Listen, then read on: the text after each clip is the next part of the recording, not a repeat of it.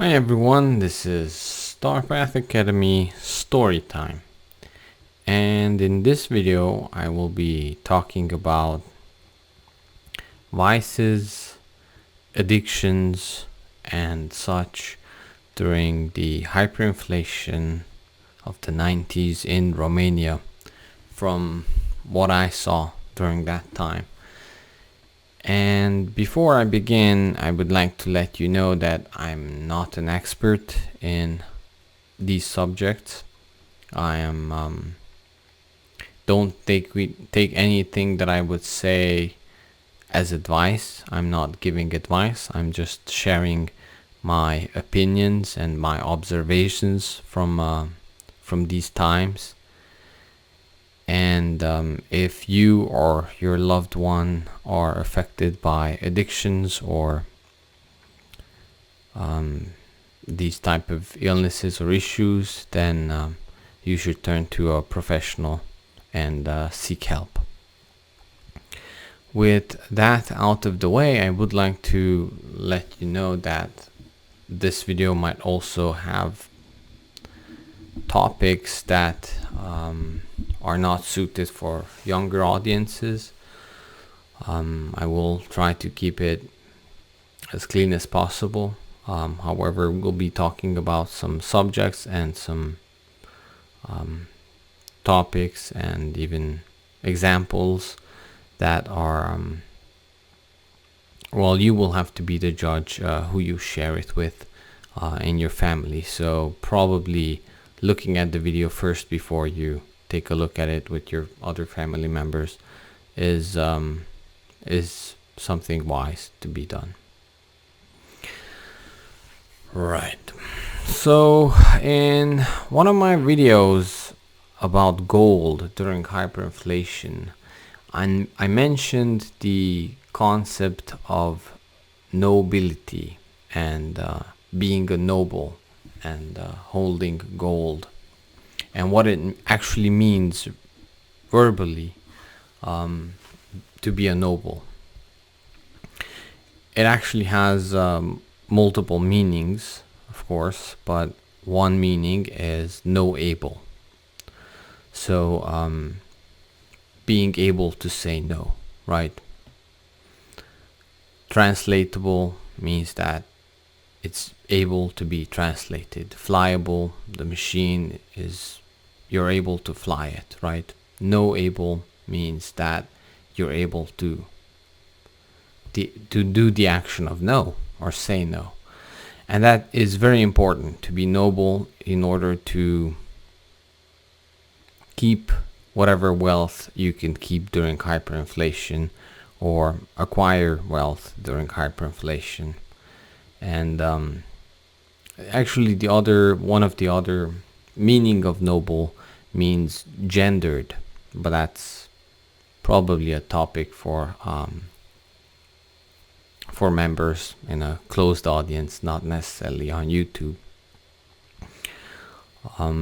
So I do have a buymeacoffee.com account, and I will be talking more about more sensitive topics there. But I think this video is one of the most important videos that I will be sharing, because anything that you work for, prior calamities, during calamities, or after calamities, can be scattered away and taken from you within a matter of days, weeks, or sometimes even less, if you are a slave to your senses. So talking a little bit about addictions and vices and such, I think is very important. Right.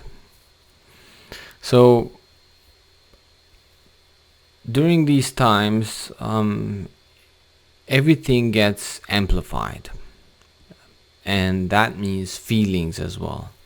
If you lived through hard times in your life, then you probably know, or if you've seen your parents live through hard times, you should also know that whatever feelings you have, if you don't have that basic sense of security that you'll have enough food for next week and next month and so on, then there's always this sense of, well, I guess a fight or flight mentality that you're constantly in which case any impulse that comes in causes a higher than normal stress in your life, right?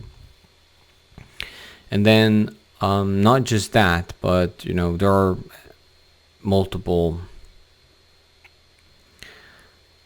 I should say, reasons for addictions. Of course, I'm not an expert, I already told you that, but filling in the void would be one, right? Stagnation, stress, anxiety, pain, essentially not being busy as well could be one as well. But also losing sense of purpose for many people. And of course, if you want to explore this topic more, there's a person who writes books and makes presentations about this, whose name is Gabor Mate. If you're interested in this, and there are many others as well. But as I was making sort of just a list of the top of my head, you could feel that when in a higher stress mode, everything that I said could lead to much bigger psychological issues than they would lead to in a normal scenario where the economy is working, where people have a positive outlook to the future. Once that is lost, then every crack is a huge fall for everyone. So naturally, well, I'm not sure if I should say naturally, but subsequently, people turn to, I guess, pain medication, and that might come in different forms. Of course, not necessarily legal or illegal drugs. It could be addictions as well, or something to push away the pain, right? And that could be psychological pain, mental pain, spiritual pain, physical pain. It could be anything, right? But generally, the root of it is some kind of pain, right? And in when these usually happen in good time, it's the pain of you feeling that you're not on your path in life, right? That could be the cause of the pain. Whether that manifests physically or spiritually or anything like that, is that you feel that you have a sense that you have a purpose in life and you are not fulfilling it, right?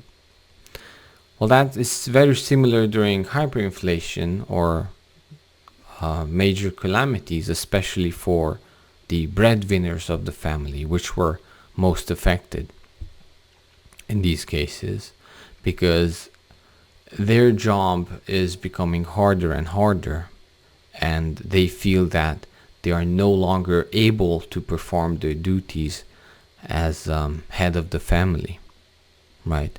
And then on the supporting role as well on the family, equally as hard or even harder, because now much of the burden falls on them, right?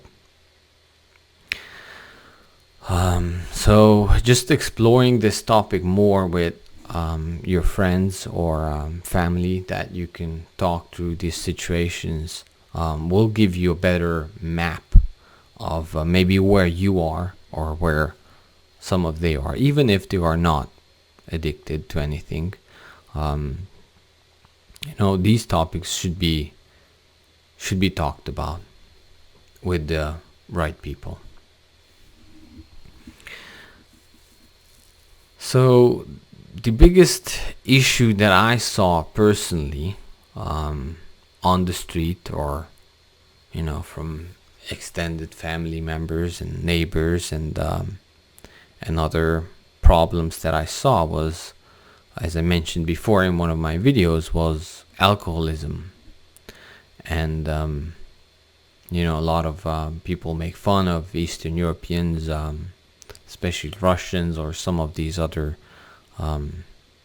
nations or countries, having issues with alcohol or alcohol consumption, right? Well, this was a form of handling pain and suffering. If you're waking up every morning and there's no good outlook, and anywhere you look, there's pain and suffering everywhere, then that could draw on you a lot, right?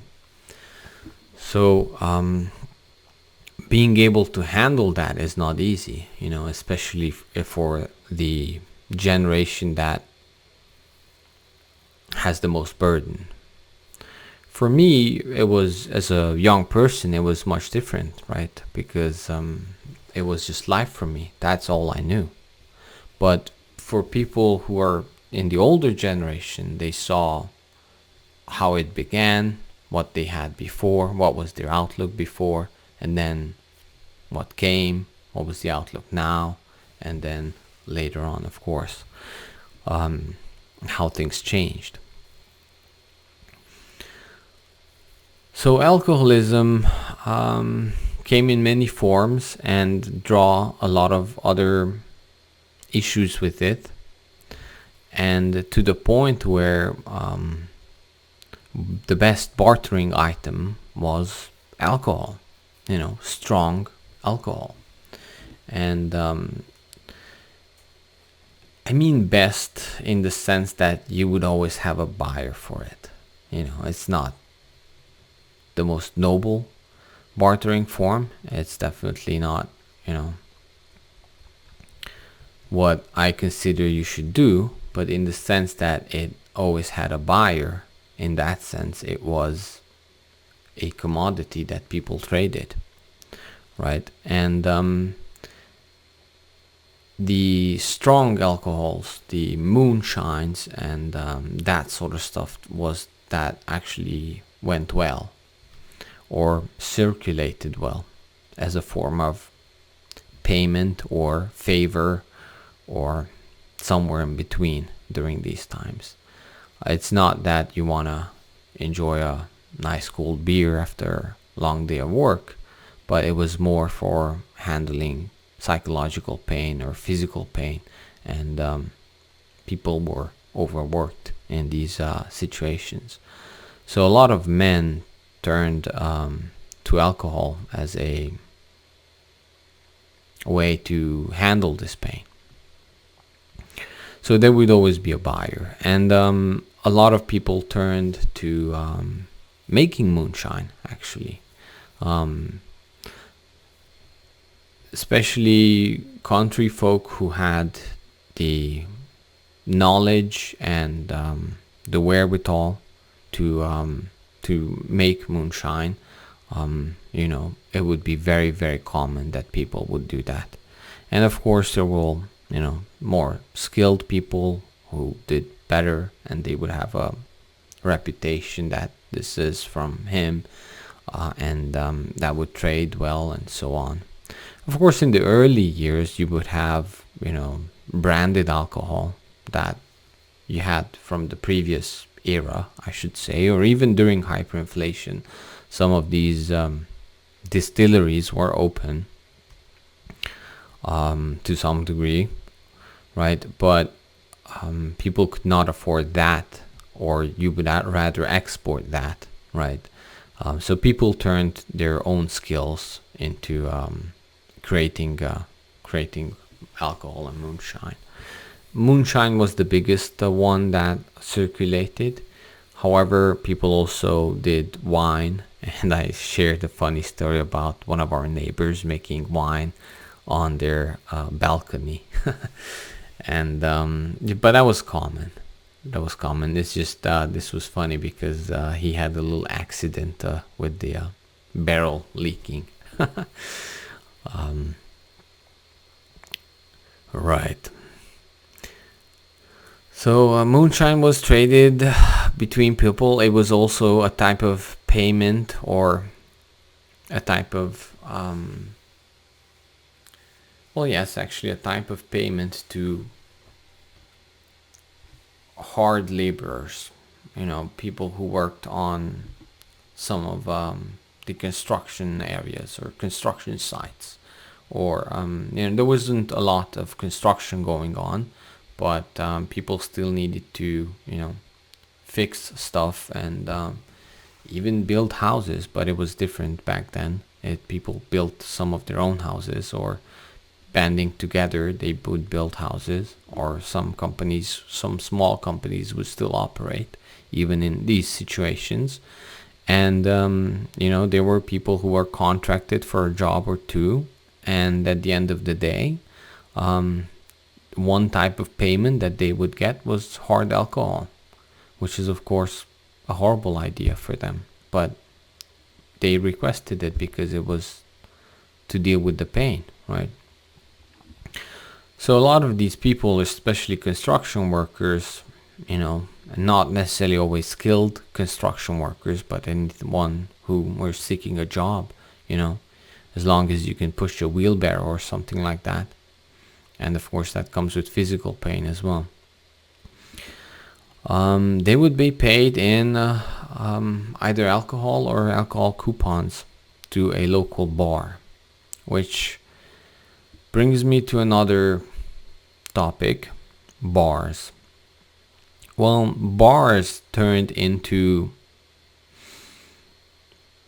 something that would bear the name of spit places, or spitting places.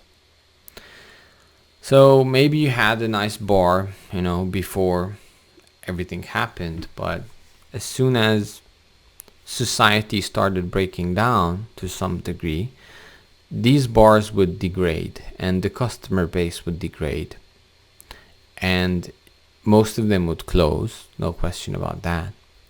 But some would become, or even other buildings would become, these alley type of places where they would serve a shot of something strong. And it was always, you would never have a tab open or anything like that, but you would pay and you would get a shot, and then you would pay again and you would get another shot, and so on. And they were charging exuberant prices, huge prices, because they knew that these people were addicted, right? And they would drink their daily pain away as well. Very unfortunate, but these things happened. And they were called spitting places. I think one of the reasons was to kind of degrade these places, to let everyone know that these things are being looked down upon, to sort of have a social pressure on people not to open these places or go or visit these places. But of course they would turn a fairly big profit, so of course they would operate. And cops would visit it, but sometimes they would get paid off, sometimes they would still stay open. Sometimes cops were running it. Well, maybe friends of cops or something like that, not necessarily cops. So these spitting places, which one was actually not so far from our home, and unfortunately I got to walk by there many times, almost daily, right? And they had a certain atmosphere to them, and drunkards would be hanging out around these places, and sometimes they would be kicked out from these places down into the street or into the gutter, and they would lay down, face down in the mud for a day or two, or many bad things could happen in these situations and in these places. from crime to, just everything horrible. And this was just alcohol. I'm not even sure if I have, seen a lot of experience that were with bigger and heavier drugs or something like that. This was just alcohol, right? So, of course, these people would, back in the day, they would be your neighbors, they would have families, and they would have a job, but they could just probably not handle the pressure or pain, and they would degrade themselves to this. And some people would go and, judge them, of course, but it was also a deeper understanding that this is a societal problem. It's not just necessarily pinpointing the fault. Of course, the choice was always his at the end, right? But this was understood eventually to be something normal. And that's the saddest part, that this became normalized, right? That people just, drunken people, passed out on the curbside, and that became a normal scene for kids as well. The saddest part, of course, was that sometimes these would be the breadwinners of the family, right? And once they were out, the family could go down pretty fast, losing their houses. That was probably the first thing, and then living on the edge of town in hand-constructed tents or similar to tents. Sometimes it was made from mud or wood or something like that. And then the children of these people would come to town and start to beg for food. So these were not good times. And when you guys ask me about like bartering items, and many of you, and you're correct in one way, are talking about alcohol being a barter item, and I can say yes, it was. But if I painted a picture, right, which could get much worse, do you really want to be a merchant of misery? You have to think about that. Sure, maybe you could keep some alcohol for later, for barter, or to gift to people, which was common, or to grab or gather favors from people. But you have to think about what is the societal price that we are all paying for this. And it's always, you can always argue, well, if not you, someone else will be doing it. But you have to know what is the cost in your heart if you can do this to other people. So that is something to think about, right? And the other fact that a lot of people don't mention is that just because people had a huge stash of alcohol, or they were producing alcohol during these times, that didn't mean that they themselves eventually didn't come to become addicted to it, because it was ready for them. It was cheap for them to produce it, right? So what is the guarantee that you yourself will not be in a mental state, or in such a state that you yourself will not be using it, right? Whatever that thing is. The other thing, of course, was tobacco, which in our case in Romania, it was mostly cigarettes, cigars to some degree, but mostly cigarettes. Now, of course, a lot of people picked up cigarettes and smoking during these times. And it was also used for barter, right?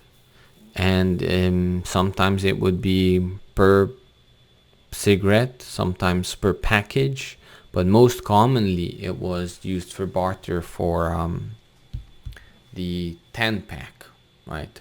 Which they had these boxes, and these 10 packs would be like cash, you know, you could trade with them. And unfortunately, of course, those who are addicted to nicotine and smoking would always pay a higher price for this, in the sense, maybe, you know, they needed to have that, and when it was a shortage in this, they would still need to have it, right? So in that case, maybe they worked harder to get it, or they traded something more valuable to get it, right? And another thing that I wanted to mention, that some people, you know, it was rare, but I know a couple of people that I talked to from the older generation, was that they actually were addicted to something prior, but when life got really hard, they came to a realization that this can no longer be like this anymore in their life. And you know, I know a couple of people who told me that they quit smoking completely, and this was a mother. So eventually it came down to the choice where she was choosing food for her son, or these packs of cigars or cigarettes. And she said it was enough. She couldn't do it anymore, you know. And she stopped. One day she stopped. She just put it down, and that was it. And I talked with her, you know, 25 years later or something like that, since that day, or even more, and she never took on smoking ever again. So some people rise to the occasion, right, and better themselves even during this time.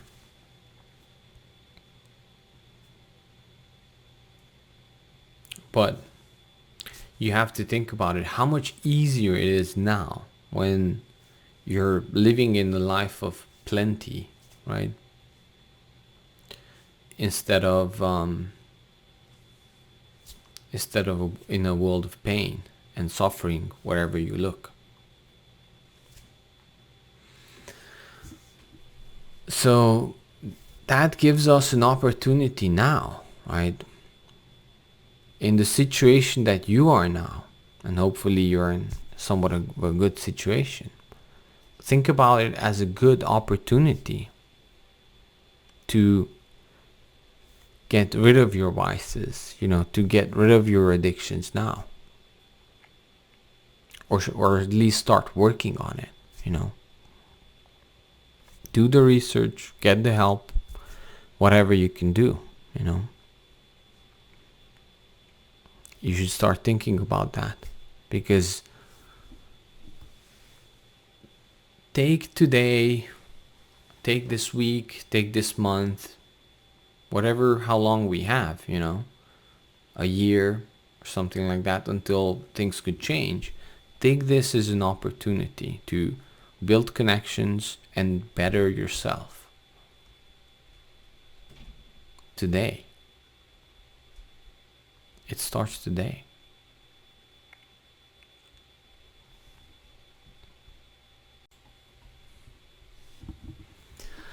And the reason why this video or this topic is important, because I don't see it too much, you know, discussed in YouTube. Addictions and vices during calamities or SHTF situations. A lot of people emphasize on how to invest, right? Or what to buy, what to store, you know. You know, how much gold or silver you should buy, which is, all of it is good, absolutely. But you will not be able to keep it if you are a slave to your sins, if you're a slave to your senses. Because during these times, you will pay a very high price for this.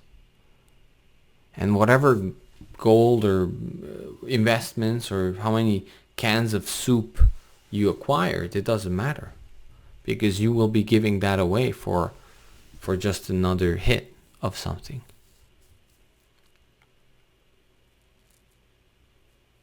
Another thing was,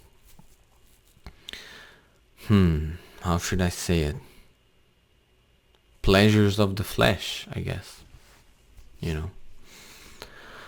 Now, of course, you probably read in books or talked about with other people that how in these scenarios, some of these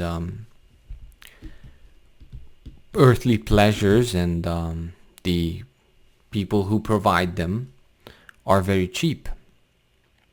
That is the mentality, that is cheap, so many cans of soup or X amount of bread or something like that. What you fail to understand that so many cans of soup was not cheap or X amount of bread. It was actually expensive. Because everything is relative, The ladies of the night have their price, right? And that's their price. That didn't necessarily come down. The price of bread went up, The price of cans of soup went up. That's because people were starving.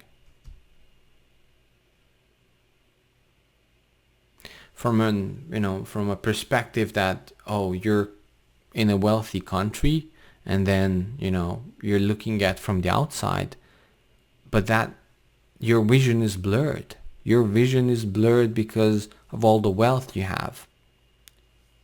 still have, right?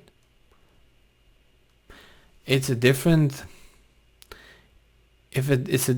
perspective when you're looking, of what's cooking in the pot, and it's a different perspective when you are in the pot, in the boiling water.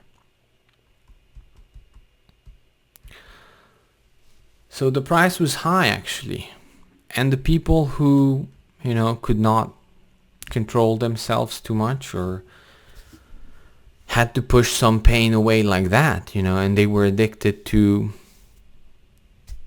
pleasures of the flesh, would also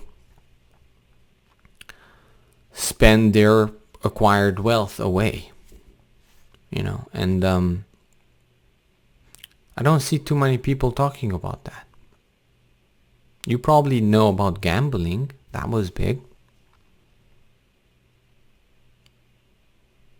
However, neither, prostitution or gambling was to the extent of many other countries that went through hyperinflation. At least in Romania, from what I saw, now of course I was fairly young, I wasn't interested in any of this too much. And, my family had, high morals and good structure. However, from what I read in books from, the Weimar Republic or some other bygone eras of bad calamities, it was much worse. And that could be because the situation was worse. And I also attribute it to the high moral society that was still had during the 80s in Romania. But of course it was much more prevalent than what it is now, You would know the streets that would be filled with guilty pleasures, And of course things got much better since, thankfully. So to gambling, it was one of probably the worst in the sense how fast you could lose everything. I only had one acquaintance, I think two, who told me about these, like how things went down, but it was just how you would guess it. It was sort of underground situations regarding gambling with usually card games. And it was a whole set, and people were running these rings, and people could lose everything, and they would lose their houses, and much more than their houses. They would be in debt forever, to the mob, essentially, or however we want to put it. And then, things could get really bad from there. And they did. They did for some, for sure.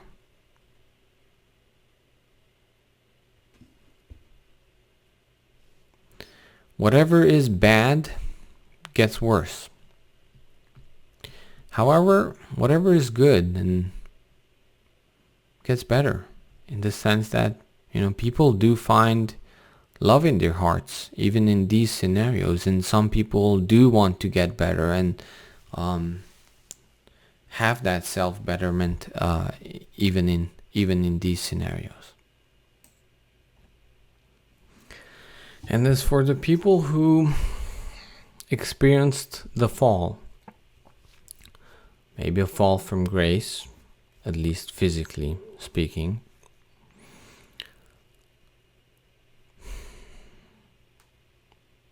what I can tell is that I had a conversation with this was in Los Angeles, with a Hungarian colonel, if the military rank translates, who was visiting Los Angeles.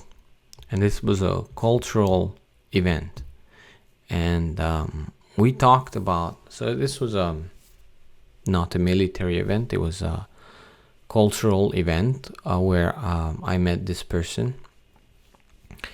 And he was a high-ranking military member in the Hungarian army, but he did some presentations and some cultural stuff, and then we talked as a group and with other people as well. And I'm not sure what he went through. He was an older gentleman, but I'm not sure what he went through in Hungary. But during these times, Hungary experienced very similar situations than what we did in Romania. And the one thing that kind of stuck in my mind was that he, in his extra work, he tries to work with people and help people, and he helps people through martial arts, and people to fight through addictions and through some other bad stuff, I should say. And one thing, an image that he told me was that, and it's a very powerful image, that whenever you see this person, lying in the mud or lying in the street, in his own bodily fluids, remember that even that person was most likely held up by his mother on the day that he was born as the most precious child. And, she probably had high hopes for him.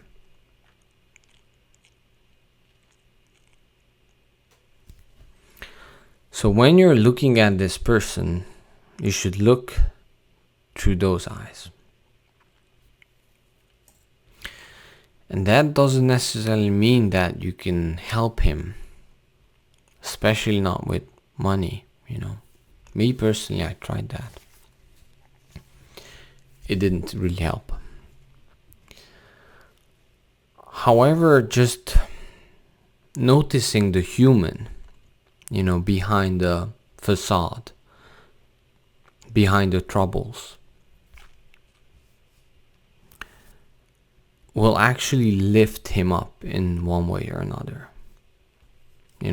Seeing the eternal spirit that is behind the person in trouble, or the physical body in trouble, I should say, treating them as equals, that has a really good effect on them. It somewhat brings them back into grace. And hopefully they can regain, trust in themselves, and then fight it themselves, And I don't have a good solution, how to solve the problems of the world. I don't have a, 5-step plan or anything like that. But I tried this, and I, talked and walked with some of the homeless people in Los Angeles. And they had many issues, and that's why I'm telling, like, money doesn't really help. I tried. However, what I feel that it did help was treating people as people. So I think that is probably the best thing that, as just the first step that you can do. However, I do know that sometimes, tough love is also needed with many people. So, you need to find your own experts, and you need to find your help if you're going through something, or you have a loved one that goes through something. But maybe this gives you a starting point,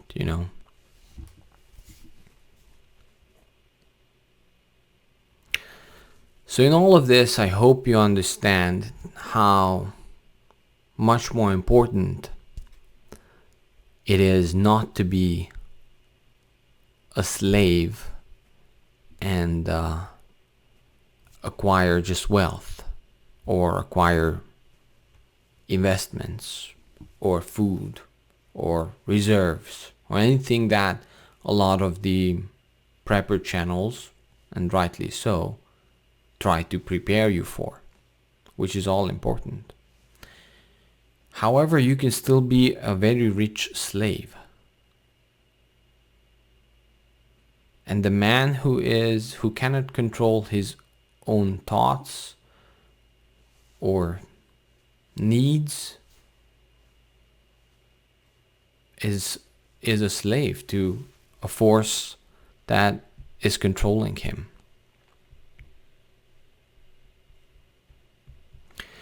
And it could be very, very simple stuff. It doesn't necessarily have to be drugs, alcohol, sex, gambling and other stuff. It could be very, very simple stuff. It could be something that you actually enjoy, right? And you don't even know that you are addicted, And a good way to test it out is, try going 10 days without something. And that could be an action, that could be a habit. It doesn't necessarily need to be smoking something. In the world where pornography and gaming and whatever digital quote unquote entertainment is out there, you could be addicted to anything. And it's a way to handle pain, that you don't want to experience. And you might not even experience it. You might not even know it. You have it. Unless you go through some cleansing where you stay away from something for 10 days. Try fasting. Like physically, Try not consuming sugar or something like that for 10 days. Try not consuming digital entertainment for 10 days. See how that goes. See how 30 days go. Because in the cleansing process, you realize the pain points.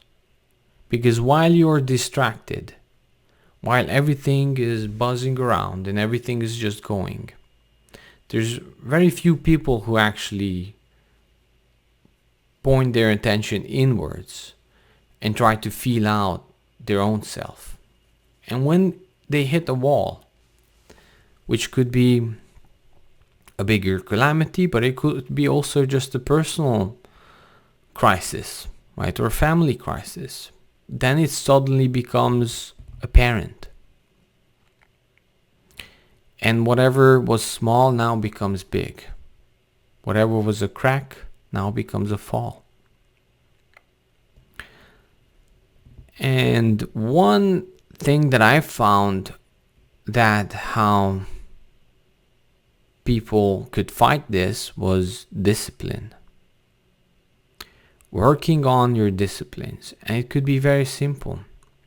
You could start out on easy things, right? Try doing 10 push-ups for the next 30 days every morning. It could be as simple as that. That gives you a framework to work with. And that will give you the confidence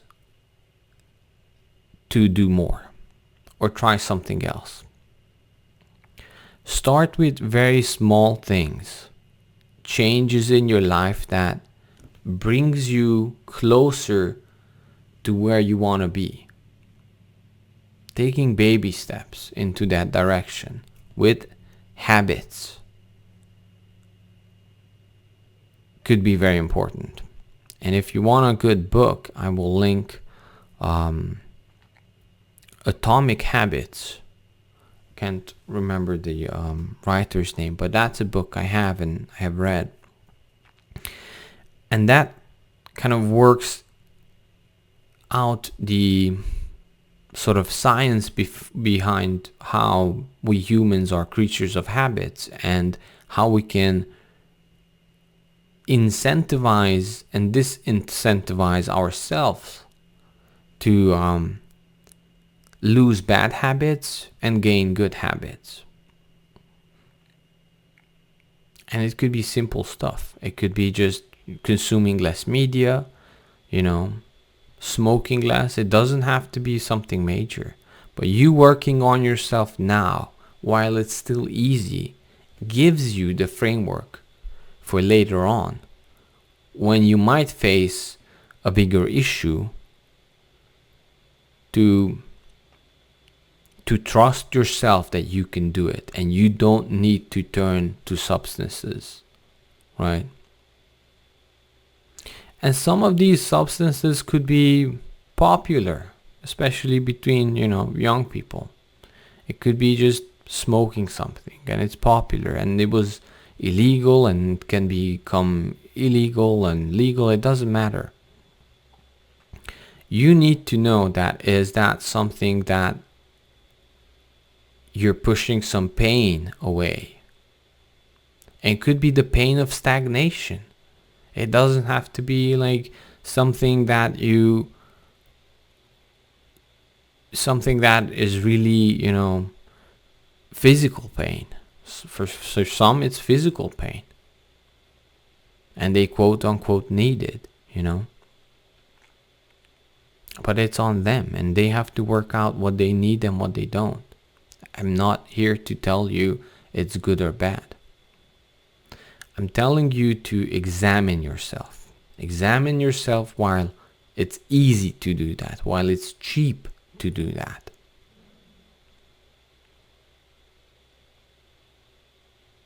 So it could be pushing away the pain of stagnation, the pain of not getting somewhere you thought you would get when you were younger, And regarding pain and regarding suffering, there's the psychologist Thomas Sass. I will link a video probably from him under this in the comment section or the description. And he talks about pain actually being an indicator that you are not happy with your life.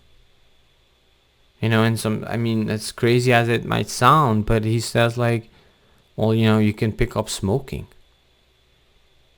Hey, if it doesn't necessarily always have to be some drug that you think you need. It's sometimes just a change in your life that you need. Your spirit, your mental body, is telling you that you need change. And it's not happy what you're in right now, in the moment. Or what is your outlook. And mental pain or mental suffering comes in to force you to do a change. But instead of doing the change, you numb it. With a substance, with an addiction, with entertainment, with sugar. It could be anything, right?